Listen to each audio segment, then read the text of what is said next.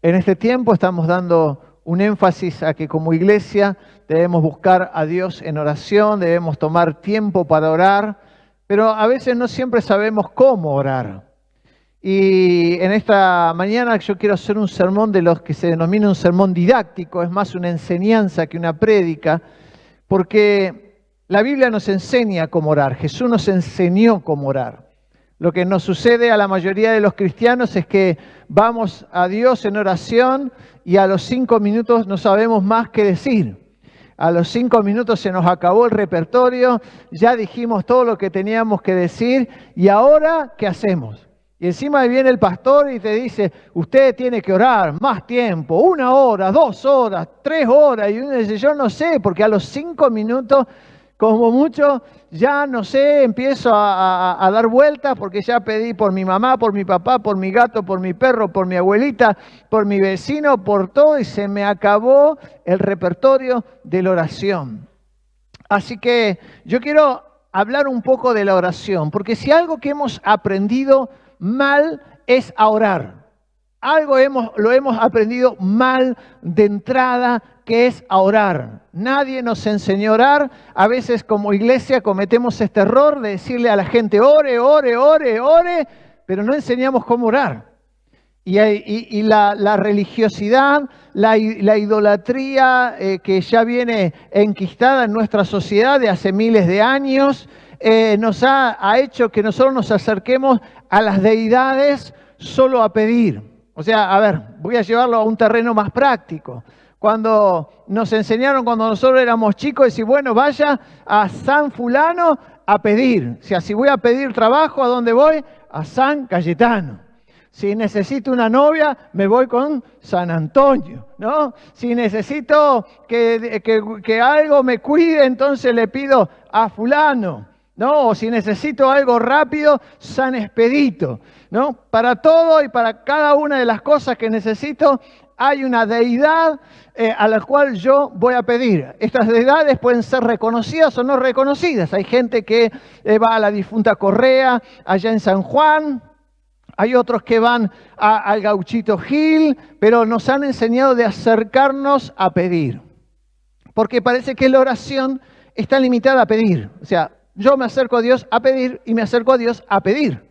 Y inclusive hasta lo hemos predicado mal, porque a veces el eje con la que invitamos a la gente a la iglesia es, venga hermano a la iglesia y pídale al Señor. Venga usted a la reunión y pídale a Dios que Dios va a obrar en este problema, en su circunstancia. Entonces Dios, como cualquier otra deidad, solo es un centro a donde yo voy a pedir. Y por eso, cuando se nos acaba el repertorio de pedir, no sabemos más cómo orar. Y la Biblia encima dice, orad sin cesar. ¿Cómo voy a orar? Porque no tengo tantas peticiones. ¿Cómo lo voy a hacer? Entonces, los discípulos veían que Jesús oraba y oraba mucho tiempo. Oraba por las noches, oraba cantidades de horas y ellos llegaron al punto de decir, bueno, Señor, no sabemos cómo orar. No sabían cómo orar. Así que Jesús enseñó cómo orar. Y yo voy a dar algunos tips o algunas perlitas, como le guste a usted mejor decir, de cómo es la oración, cómo debe ser que vamos a orar. ¿Cuál es la oración que Jesús enseñó y la Biblia cómo nos enseña para orar? Y voy a tomar de los textos de los evangelios el más corto, que es en el evangelio según San Mateo, capítulo 6, versículo 5, Mateo 6, 5.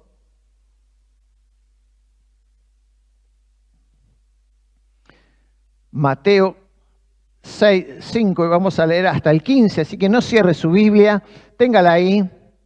Y dice la palabra de Dios de esta manera, cuando ores no sean como los hipócritas, porque a ellos les encanta o les gusta orar en pie en las sinagogas y en las esquinas de las calles para que la gente los vea. De cierto les digo que con eso ya han ganado su recompensa. Pero tú cuando ores, entra en tu aposento y con la puerta cerrada, ora a tu Padre que está en secreto, y tu Padre que te ve en lo secreto te recompensará en público. Cuando ustedes oren, no sean repetitivos como los paganos que piensan porque por hablar mucho serán escuchados. No sean como ellos, porque su Padre ya sabe de lo que ustedes tienen necesidad antes de que ustedes les pidan. Por eso ustedes cuando oren, oren así. Y ahí vamos a parar. Ahí vamos a hacer la primera parada en esta estación de los tips de la oración. Porque Jesús no solo nos enseña cómo orar, sino cómo llegar a la oración. Nos habla el pre-oración, la oración y la post-oración. Porque Jesús le da una importancia a la oración. Nosotros oramos a veces así, en forma repentina, ¿no? Porque a veces nos pasa algo, ay Señor, ayúdame con este problema, ay Señor, con esto. Nos sentamos frente al plato de comida y le decimos, cierra los ojos, vamos a orar, Señor Jesús, y tratamos que el olor a la comida nos deje concentrar y terminar la oración. Pero Jesús quiere que la oración sea algo más que solo una oración de emergencia, no solo sea esa llamada al 911, al cielo, que sea para salvarnos las papas del fuego, sino que habla de una oración preparada, de un tiempo preparado para la oración, y nos da algunas claves. Primeramente, dice que cuando oremos, dice, no seamos como los hipócritas, ¿no?, que se paran para que la oración sea escuchada. Uno de los grandes problemas que tenemos al orar, y muchas veces cuando lo hacemos en público, es ¿qué va a pasar que si oro mal? Que si la gente me escucha orar mal, o si me trabo en la oración. Yo recuerdo cuando en la iglesia que yo me convertí allí en Buenos Aires, había reuniones como acá, martes, jueves, sábado, solo que los sábados era una reunión general dirigida por los jóvenes, y el domingo. Y los martes era el martes de oración. Entonces tenían sillas, agarraban las sillas, las ponían todo en un círculo y a medida que usted iba llegando se iba sentando. Y en un momento, ¿no?, se cantaban poquitas canciones, casi a capela, o si había una guitarra criolla nomás, empezaba a orar uno, ¿no? Y en el sentido de las agujas del reloj, terminaba ese orar, oraba el otro, oraba el otro, oraba el otro, oraba el otro.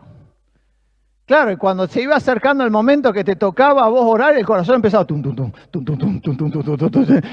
Ay, ¿qué voy a decir? Mire si me trabo en la oración, ¿no? Empezábamos a pensar, ¿qué voy a decir? Porque, ay, y ahí está el error. Jesús dice, no estamos orando para que la gente nos escuche.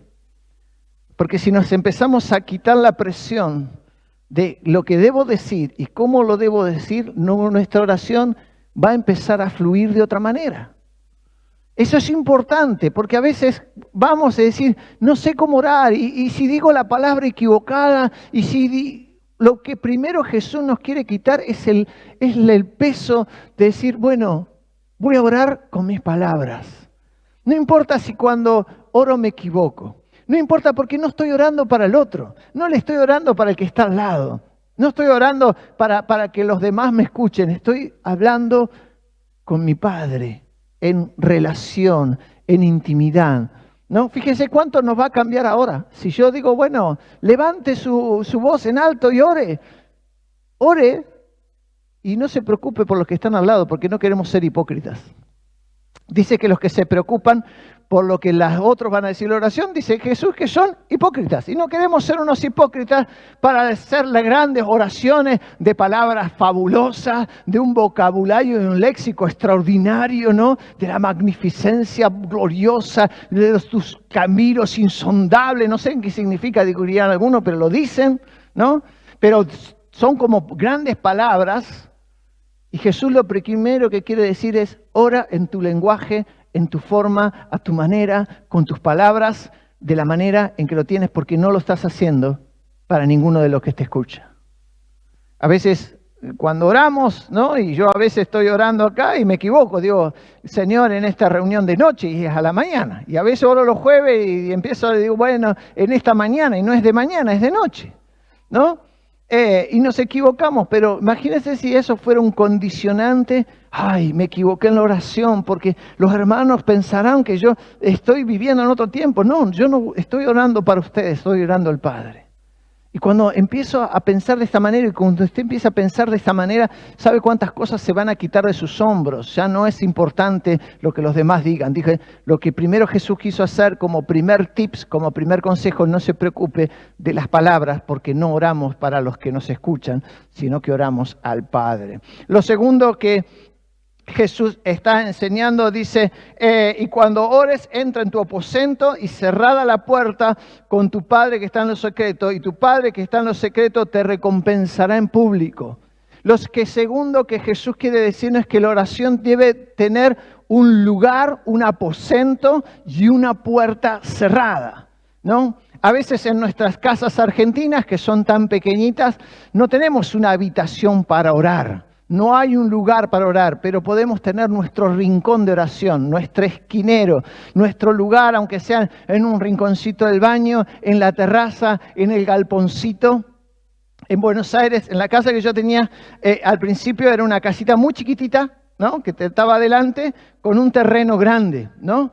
Y en el fondo había un árbol, un laurel, ¿no? Y yo me iba a orar a ese rincón, abajo de ese laurel, ¿no? Yo me sentaba ahí y ahí oraba, ¿no?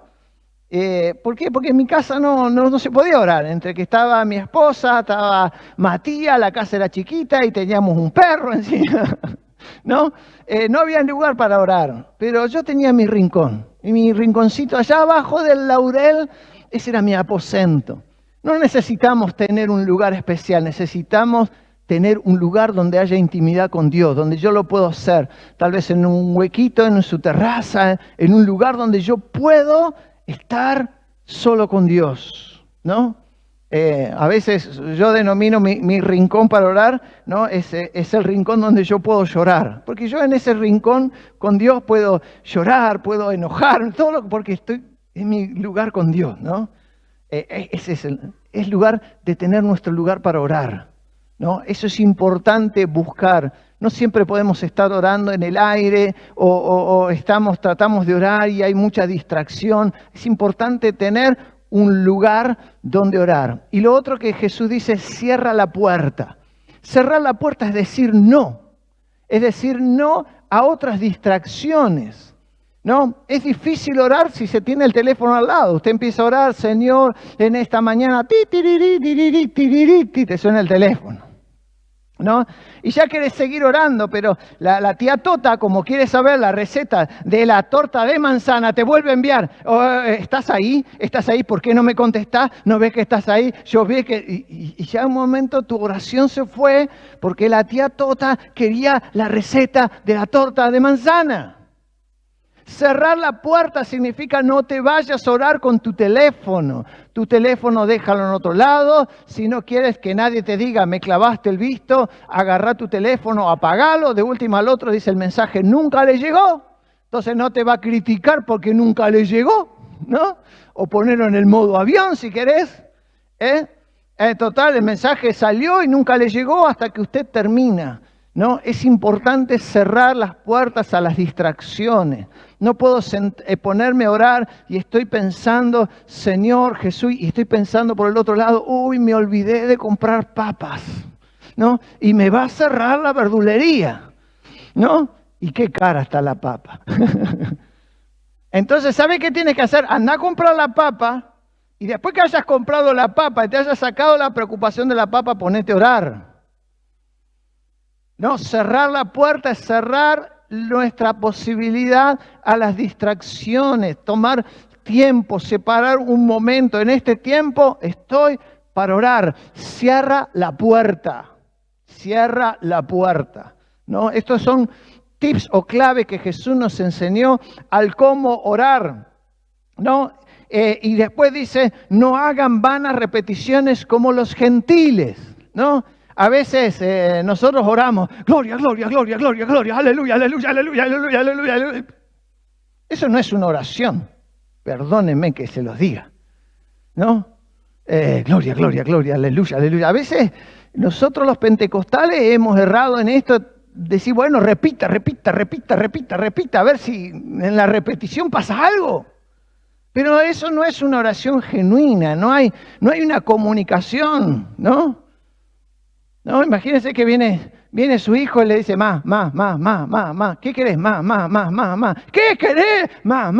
No, eso no es una comunicación. ¿No? O viene su esposo y te dice, linda.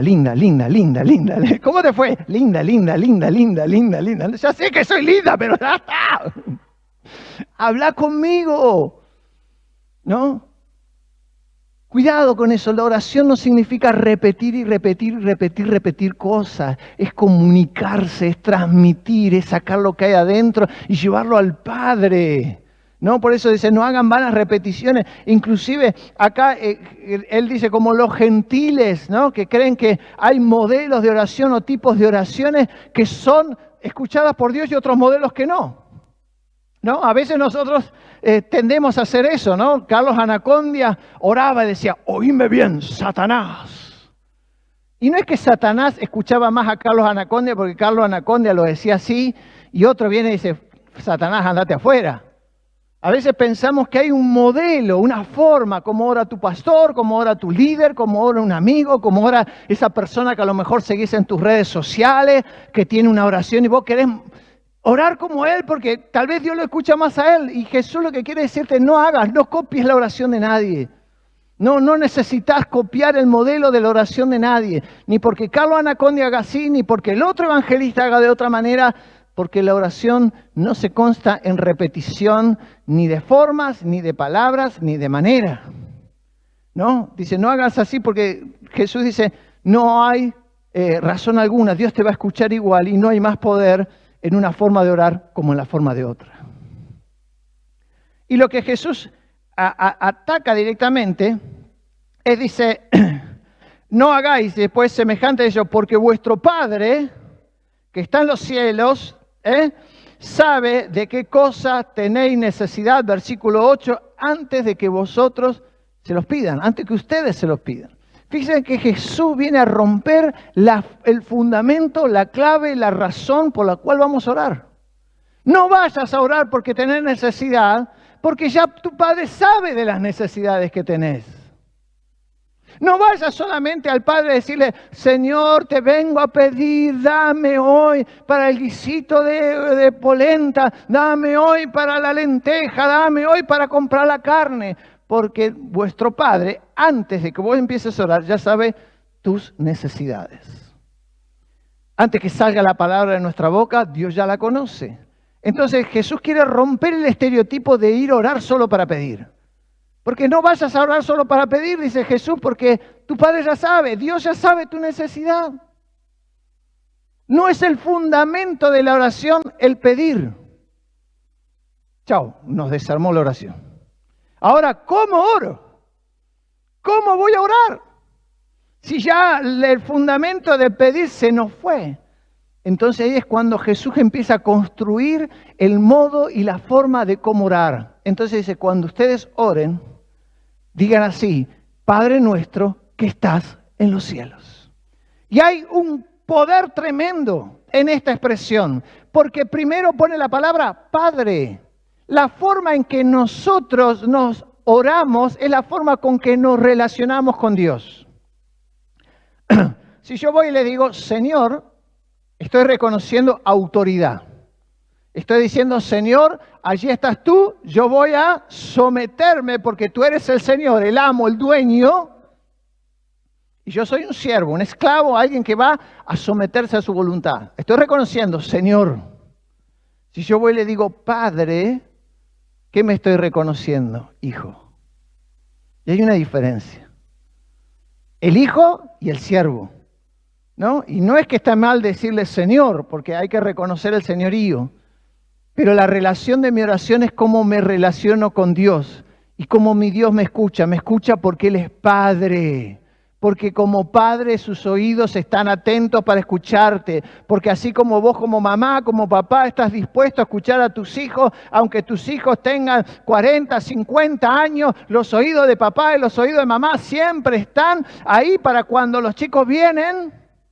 Y algunos ya están grandes para irle a llorar a la mamá, pero le van a llorar igual a mamá. Porque somos padres. Y si esa es mi relación con Dios, si yo lo reconozco a Él como Padre en esta filiación, es que no voy a la oración porque soy un mendigo, no voy a la oración porque soy la última escoria de la tierra, no voy a la oración porque doy lástima, voy a una oración porque soy hijo, soy amado, soy de la misma naturaleza del Padre, porque Él me ha dado su espíritu, porque Él ha hecho todo para que yo sea parte de su familia. y cambia mi sentido de la oración. No voy a dar lástima al cielo, voy al Padre porque Él es quien me ha concebido y me ha dado su espíritu. Soy familia. Soy familia. Entonces tengo tranquilidad de que mi Dios me escucha siempre, porque Él es Padre y yo soy su Hijo. Y después dice nuestro, porque el sentido de la oración no solo es vertical, es horizontal. Fíjense que en el Padre Nuestro nunca dice mío, nunca dice mí, ni dice yo en toda la oración. Siempre habla nuestro, porque esto también me quita el individualismo. Yo necesito tener una relación personal con Dios, pero este Dios es Padre mío, suyo, de su hermano, del otro hermano, del hermano que le cae bien y del hermano que le cae mal. Él sigue siendo Padre. Con el hermano que tiene afinidad y con el que no la tiene, Él es Padre de todos y en todo por nosotros. Porque la oración eficaz consta no solo de una relación correcta vertical, sino una relación correcta horizontal. Y ya lo vamos a ver, porque lo tiene en el Padre Nuestro incluido. Padre nuestro de todos nosotros. No es mi papá, no es mi papito, no es el Padre que es de todos nosotros. Jesús quiere sentar en la oración el concepto de que somos comunidad, de que somos familia, de que no hay una oración privada. Si hay algo que el diablo nos ha mentido por mucho tiempo, es decir, bueno, yo no necesito congregarme, yo no necesito la iglesia, yo puedo orar en la soledad y Dios me escucha. Sí, Dios te escucha, pero ya no es un Padre nuestro, es un Padre mío. Y hay una falla. Porque Dios siempre nos puso como iglesia, como comunidad. Dios te plantó en un lugar, Dios te plantó en una iglesia, Dios te puso en una comunidad de fe para que este Dios y este Padre sea Padre de todos nosotros y tu oración no tenga estorbo. Porque Dios es Padre nuestro. Pero no solo un Padre nuestro, es un Padre que está en los cielos. ¿Sabés por qué Dios dice que Jesús dijo el Padre nuestro que está en los cielos? Para que nosotros no agarremos a Dios, y Dios no es cualquier padre, no es igual a ese padre que te abandonó, no es igual a ese padre que te golpeó, no es igual a ese padre que te ignoró, no es igual a ese padre borracho que tal vez conociste. Dios no es ese padre que se equivoca. Dios es un Padre que está en los cielos, que su nombre es maravilloso, que tiene un trono de gloria, de poder, que está sentado en la santidad de su trono. Ese es nuestro Padre. Por lo tanto, en mi oración me tengo que acercar a Dios con reverencia, con adoración, con temor de Dios, porque me acerco no a cualquier padre, sino a un Padre cuyo trono, cuya casa, cuya morada son los cielos mismos. Por eso Dios no es el che barba, el che gordo, el dale viejo, mandame de lo que te pedí. Porque Dios es un Padre que está en el cielo, que debemos acercarnos a Él con reverencia, porque es un Padre cuyo trono está en el cielo. ¿No? Eso es lo que Jesús nos enseña. El Padre que está en los cielos. Santificado sea tu nombre. La palabra santificado viene de la palabra agios. Y la palabra agios significa diferente. En Estambul, en la antigua Constantinopla, la iglesia más importante del cristianismo en la antigüedad se la conoce como la Hagia Sofía, ¿no? Traducido al castellano como Santa Sofía, pero Hagia significaba porque era diferente. Usted puede llegar a Estambul y va a ver un montón de edificios, pero ninguno es como la Santa Sofía, como la Hagia Sofía, porque es diferente. Porque el nombre de Dios no es como cualquier otro Dios, no es como San Expedito, no es como San Cayetano, no es otro santo, sino que el nombre de Dios es un Dios diferente, que marca la diferencia. Yo cuando oro no le estoy orando a una deidad más, no a un Dios que me escucha por casualidad, sino un Dios cuyo nombre es diferente. Y en el nombre de Jesús hay toda autoridad, porque en el nombre de Jesús se sanan los enfermos, porque en el nombre de Jesús los demonios se van fuera, porque en el nombre de Jesús somos libres, porque en el nombre de Jesús hay toda autoridad, de la cual hasta los mismos demonios doblan sus rodillas ante el nombre de Dios, Jesús. Por eso su nombre no es cualquier nombre. Por eso el mandamiento es: no tomarás el nombre de Dios en vano. No harás el nombre de Dios como otro nombre más sobre la tierra, porque su nombre es santo. Y tomar el nombre de Dios no significa mencionar la palabra o conocer el nombre, sino conocer la persona y a quién es. El salmista diría: los que conocen tu nombre, esos serán salvos. Y no significaba que porque conocías el nombre, o el nombre de Dios era tan secreto que solo los que conocían, sino los que conocían su personalidad, los que lo conocían en su persona, los que lo conocían a Él como Padre. Por eso hablar en el nombre de Jesús es conocerlo a Jesús. Por eso Jesús dijo: todo lo que pidieres al Padre en mi nombre, yo lo haré. ¿Y qué? ¿El nombre de Jesús es una palabra mágica? Le pido: Señor, haz que esta Biblia se convierta en un salchichón en el nombre de Jesús. ¿Y se va a hacer un salchichón? No. Significa que conozco a Jesús. Y es como si Jesús mismo lo pidiera al Padre. La oración tenemos que conocer a Dios, ¿no? Santificado sea tu nombre, venga tu reino, hágase tu voluntad. Y acá no son dos expresiones, es en un paralelismo hebreo que significa una verdad y una repetición de la verdad. O sea, venga tu reino y hágase tu voluntad, es la misma expresión.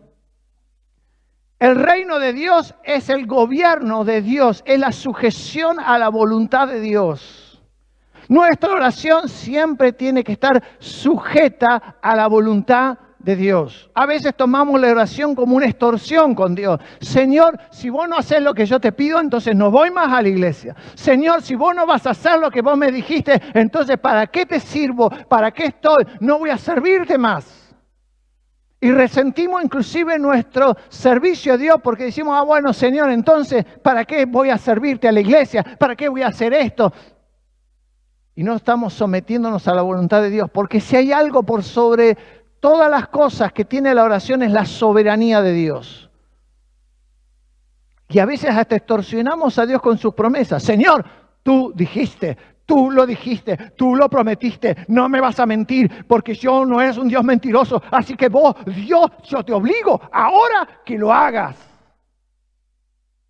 Jesús nos enseñó: hágase tu voluntad. Cambia. No voy a extorsionar a Dios en la oración, voy a aceptar cuál sea la voluntad de Dios perfecta para nuestras vidas. Si orás por alguien y esa persona no se sana, entendé que es la voluntad del Padre. Aún si orás y se muere, es la voluntad del Padre. Pero nos cuesta tanto en la oración decir: Señor, hágase tu voluntad. Señor, me gustaría que esto pudiera ser cambiado. Señor, me gustaría un nuevo trabajo, pero hágase tu voluntad. Señor, me gustaría emprender este proyecto, pero Señor, hágase tu voluntad. Cuando nos sometemos a la voluntad de Dios, caminamos en la voluntad perfecta del Padre. Así como se hace en el cielo, dijo Jesús, se haga en la tierra, se haga con nosotros. El cielo marcha perfecto porque los ángeles, los que están en el cielo, hacen la voluntad del Padre. Y nuestra vida sería con muchísimos menos fracasos si aprendemos a someternos a la voluntad del Padre y dejamos de luchar con nuestras propias intenciones para hacer la voluntad que el Padre quiere. Hágase tu voluntad, venga tu gobierno sobre nuestras vidas. El pan nuestro de cada día, danos de hoy, perdona nuestras deudas y no nos metas en tentación. Los 3 pilares fundamentales de la vida del creyente están en la oración. Primero, las necesidades básicas, ¿no? Danos el pan de cada día, ¿no? Y la palabra pan, hoy estoy así como muy didáctico, es una metonimia, perdón, es una sinécdoque. ¿Qué es una sinécdoque? La sinécdoque significa que alego una parte para decir un todo. No es que Dios te va a dar solo el pan y no te va a dar la carne, no te va a dar la verdura, no te va a dar el tomate, ¿no? Habla de una parte, así como dice el brazo del obrero. No es que le cortan el brazo al obrero y lo mandan a trabajar, sino que va al obrero entero. ¿No? O la mano de Dios te tocó. ¿Fue solo la mano o Dios te tocó? ¿No? Los ojos de tu madre están ahí. ¿Los ojos solo van o va la madre también? Cuando Dios nos habla del pan, habla de todas nuestras necesidades. Que Dios nunca te va a dejar el alimento, Dios nunca te va a dejar el sustento, que tenés casa, tenés comida, tenés abrigo, porque el Padre cuida de todas esas cosas. Porque nuestra vida se rompe cuando estas cosas faltan en nuestra vida. Si te falta el pan, si hay necesidad, si tus hijos están pasando una situación de pobreza, tu vida se resiente. Entonces debemos tener importancia en que, Señor, tú nos das el pan, tú nos das el sustento. Cuando entendemos este concepto de que el sustento viene del Padre y viene de Dios, dejamos de agregarnos a nosotros mismos. Por esta fuerza, esta casa se levantó con este brazo. No, tenés casa porque primero Dios te dio el brazo, te dio la fuerza, te dio la salud, te dio la vida y te dio las oportunidades para hacerlo. Porque podrías tener mucho brazo, pero si lo tenés pinchado lleno de agujas en un hospital, no puedes construir nada. Entonces, aún lo que tenemos, aunque lo hayamos hecho con el trabajo y con el esfuerzo, proviene del Padre que nos da para todas nuestras necesidades. Clave la oración, el pan de cada día, danos de hoy. Perdona nuestras deudas. ¿Cuál es el segundo problema que tenemos? El pecado que nos asedia. Diría la epístola a los Hebreos, corramos con paciencia la carrera por delante, despojándonos de todo peso y de qué? Y del pecado que nos asedia. Todos fallamos, todos nos equivocamos, no una vez, cientos de veces, a veces por día. Cometemos faltas una y otra vez. Por lo tanto, nuestra oración debe tener contemplado que vamos a tener que a veces ir a Dios y pedir perdón por ciertas fallas. A veces damos por sentado que nuestra vida es tan perfecta, tan extraordinaria, que no necesito ir a Dios a pedirle a Dios perdón por algo. Y yo lo he contado, cuando era más chico era católico, iba a la iglesia católica y me tenía que confesar, ¿no? Iba ahí a donde estaba en la casita y me tenía que confesar. El problema es que yo no me acordaba qué pecado había hecho. Y llegaba el momento ahí y decía, ¿y ahora qué le digo al cura? ¿Qué sé yo que hice mal? ¿No? Entonces iba y le inventaba algunos pecados. ¿No? ¿Qué hiciste? No sé, le desobedecí a mi mamá, lo insulté al vecino, ¿no? Porque no tenía conciencia. No tenía conciencia, había una obligación, pero no tenía conciencia de que lo que estaba haciendo mal. A veces como creyentes perdemos la conciencia, la sensibilidad de que a veces nos estamos equivocando. Por eso los cristianos caen. No caen porque hoy se tropezaron y cayeron. Venían cayendo hace rato y no se daban cuenta. Habían perdido toda sensibilidad a sus errores, a sus faltas. Habían naturalizado inclusive sus propios errores. Naturalizaron sus mentiras, naturalizaron sus engaños, naturalizaron su hipocresía, naturalizaron su falta de fe, su falta de confianza, naturalizaron un lenguaje equivocado, un lenguaje obsceno, naturalizaron el ver ya cosas que no debían ver, naturalizaron la mentira, naturalizaron el robo y un día se vieron afuera. ¿Y qué pasó? ¿Cayó hoy? No, venían cayendo. Por eso debemos rogar siempre al Padre que, Señor, que tu Espíritu Santo revuelva a veces adentro. Y si hay algo que yo no veo, hazme sentir. Porque necesitamos darnos cuenta que en la oración tenemos que ir a buscar el perdón de Dios. Perdona nuestras deudas. ¿Pero qué? Como nosotros perdonamos a los que nos ofenden. Chao, sonamos, nos vamos todos. Porque si hay algo que tenemos que llegar a la oración es con limpia conciencia. Para hacer una oración como esta hay que tener la conciencia muy, pero muy tranquila. Porque hay que decir, Señor, yo necesito tu perdón como yo he perdonado a los demás. Y a veces en nuestra vida no hemos perdonado a los padres, no hemos perdonado a nuestras madres, no hemos perdonado a quienes nos lastimaron en nuestra infancia, en nuestra adolescencia, a los que nos despreciaron, a los que no nos tuvieron en cuenta. Creemos que porque fue hace mucho tiempo y porque fue hacia lejos, Ya no importa, solo tengo que perdonar al que me ofendió hoy. Pero para que tu oración no tenga estorbo, tenés que tener una conciencia tranquila de haber perdonado las circunstancias del pasado. Si tus padres, tu madre te abandonaron, te golpearon, te hicieron algo, te dañaron. Si abusaron de vos en tu infancia, en tu adolescencia, si alguien te lastimó, tal vez ya no esté para castigarlo, tal vez ya no esté para pedir, pero tenés que acercarte y decir, yo lo perdono, para que mi Padre también me perdone. Porque necesitamos acercarnos a Dios con limpia conciencia. El apóstol Pablo diría que en todo lugar se levanten manos santas, sin iras y sin contiendas.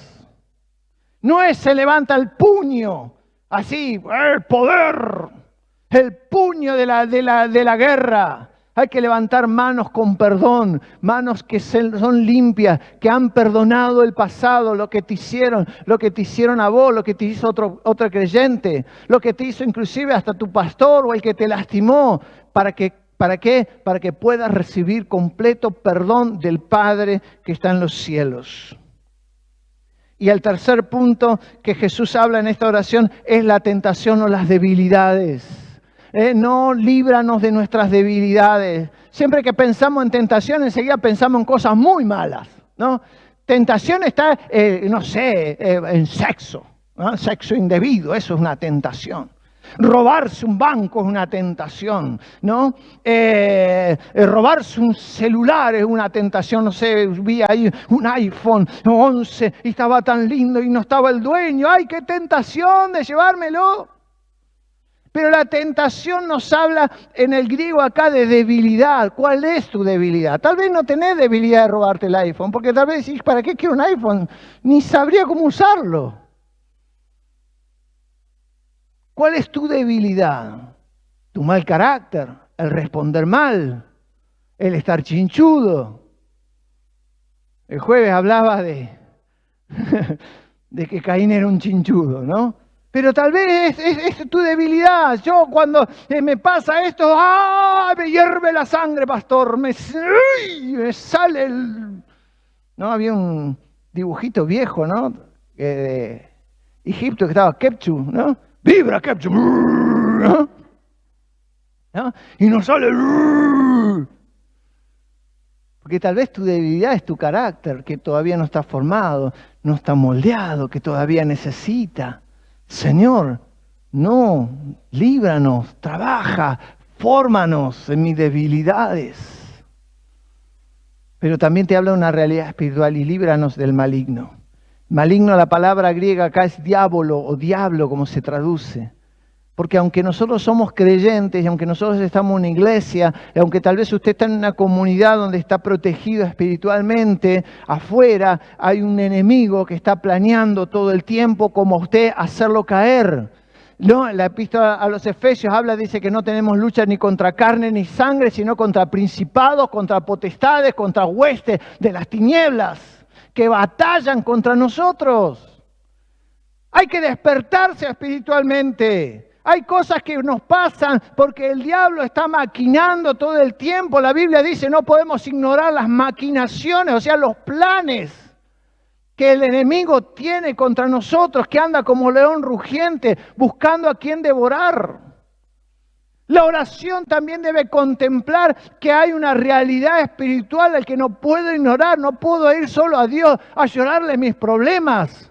Tengo que entender, y en la oración, Señor, en el nombre de Jesús, a veces hay que tomar autoridad.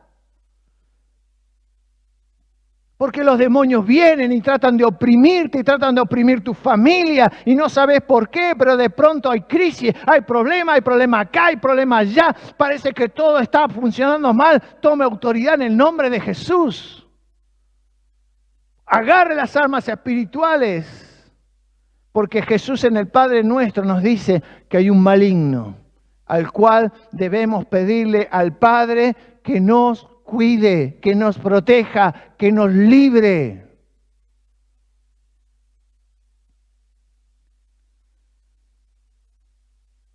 Y perdonas, y dice, y no nos metas en tentación, mas líbranos del mal, porque tuyo es el reino, el poder, la gloria, por los siglos de los siglos. Amén. Cuando nosotros empezamos a dejar todas estas cosas en las manos del Señor, lo que surge detrás es la alabanza. A veces es difícil alabar. Yo creo que a veces deberíamos hacer los cultos al revés. Primero deberíamos escuchar la palabra, orar y después alabar a Dios. Cuando ya hemos dejado lo que trajimos, pero venimos con nuestras cargas, con nuestras ansiedades, con nuestras preocupaciones, y ahí, pobre el que canta, tiene que remarla y remarla, hermano. Iglesia, alabe, iglesia, alabe, iglesia. Porque la alabanza surge naturalmente cuando yo ya dejé todas estas preocupaciones en las manos del Señor. Cuando a través de la oración encontré respuesta de parte de Dios. Cuando en la oración encontré el descanso. Señor, ya está, ya me lo saqué. Dejé mi preocupación, dejé mi malestar, dejé mi dolor, me dejé mi tristeza, dejé mi frustración, dejé mi ansiedad. La dejé a tus pies. Entonces, Señor, ahora sí, yo sé que tuyo es el reino, tuya es la gloria. Señor, tú tienes el control. Tú tienes el dominio. Yo sé, Señor, que tu voluntad es la perfecta para mi vida. La alabanza surge cuando hemos dejado todo a los pies del Señor. Entonces la alabanza es natural en nuestra oración y debe ser parte de nuestra oración. Parte de nuestra oración. Cuando usted ore y termine de orar, Señor, gracias porque sé que estás obrando. Señor, gracias porque no sé si vas a responder lo que yo te pedí, pero tu voluntad es perfecta. Se haga tu voluntad. Señor, yo la voy a vivir y la voy a disfrutar y voy a disfrutar de caminar en tu voluntad. Señor, gracias porque tienes cuidado de mí. Gracias, Señor, porque siempre me has protegido, siempre me has sostenido. Gracias, Señor, porque cuando quería caer, tus brazos me sostuvieron. Gracias, Señor, porque solo en ti encuentro consuelo, porque solo tú me puedes entender como ningún otro ser humano en la tierra. Hay gratitud, hay alabanza que surge cuando dejamos todas las cosas a los pies del Señor. Pero Jesús quiere resaltar un punto más. Porque dice, porque si perdonáis a los hombres, versículo 14, sus ofensas, Él os perdonará también a vosotros, vuestro Padre Celestial. Pero si ustedes no perdonan a los otros sus ofensas, tampoco el Padre de ustedes les perdonará sus ofensas. Jesús, después de haber enseñado a orar, nos está diciendo cuál es el eje central de esta oración. La oración está ligada al perdón, porque el Padre perdona y nosotros, si somos hijos, somos de su naturaleza. Le decimos a Él que es nuestro Padre, que es nuestro, debemos tener la misma actitud del Padre, que el Padre es la que perdona. Cierta vez, un hombre había cometido un asesinato en la Segunda Guerra Mundial y se acercó al párroco a confesarse. Entonces le dijo, bueno, hijo, cuéntame. Bueno, y se fui, entré a una casa y apareció el hombre y lo maté. ¿Estaba armado el hombre? No. ¿Era un soldado? No. Pero tenía lindas cosas en la casa, así que dice, la guerra lo justifica, dice. Lo maté y me quedé con varias cosas. Y entonces el sacerdote le dijo, ¿y tú quieres que Dios te perdone? ¿No? Había hecho un hecho aberrante con plena conciencia. Y dice, ese es el trabajo de Dios, el de perdonar. ¿No? Y el cura le dijo, no te equivoques. No es el trabajo de Dios el de perdonar. Porque el Padre perdona en la medida también en que nosotros actuamos con el perdón. Vos debías haberlo perdonado a ese hombre para que Dios te perdone a vos. Cuando a veces queremos que Dios no aplique su justicia con nosotros, pero sí le aplicamos nuestra justicia al otro. Somos implacables con el otro, pero queremos misericordia de Dios. Somos crueles con el otro, pero queremos que Dios sea bondadoso con nosotros. Somos a veces hirientes con nuestras palabras con el otro, pero queremos que Dios con sus palabras nos bendiga. Y lo que Jesús nos enseña es que lo que nosotros hacemos como el otro es como Dios también nos trata. Si yo perdono, Dios me trata con perdón. Si yo trato con bondad, el Padre me trata con bondad. Si yo aprendo a no ser implacable con el otro, voy a encontrar misericordia siempre de parte del Padre. Porque ahí está la clave de la oración. Hay muchas oraciones que Dios no escucha porque no se basan en los principios de Dios. Hay oraciones que Dios nunca te va a responder porque no están basadas en estos principios, en el principio del perdón, en el principio de entender que somos una comunidad, de que somos hijos, de que Él es Padre, de que Él cuida de nosotros. Pero si pedimos solo por pedir, estamos equivocados. Son oraciones que no llegan ni siquiera al cielo raso. Porque la clave Jesús la dice. Ustedes van a ser perdonados en la medida que ustedes también perdonen. Porque esa sí es la naturaleza de un padre y un hijo. En el Padre su naturaleza es el perdonar. Y la naturaleza nuestra como hijos es también el perdonar. Nuestra oración está ligada a nuestra comunión. Si no hay comunión, no hay comunión tampoco con el Padre que está arriba.